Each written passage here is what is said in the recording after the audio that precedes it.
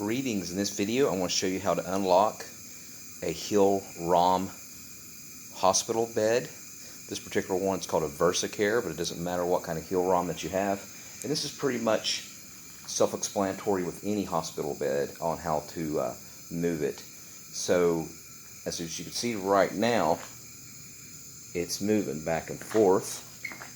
If I push it, it moves just fine. There's a lock on each 4 wheels. You can see there with the orange right there.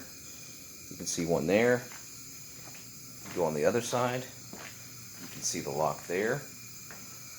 And you can see the lock there. With some hospital beds, you have to manually lock each wheel. But with the Hill-Rom, you don't have to do that. So right now I'm going to lock it. And to lock it, I just simply step down on one end. And now by doing so, it actually locked the back. It locked the other side. And then it locked that one. So all 4 is locked. And now I'm not able to move it at all. Alright, and of course to unlock, you just loop that and do the reverse. Only thing you have to do is get your foot or hand and just lift up.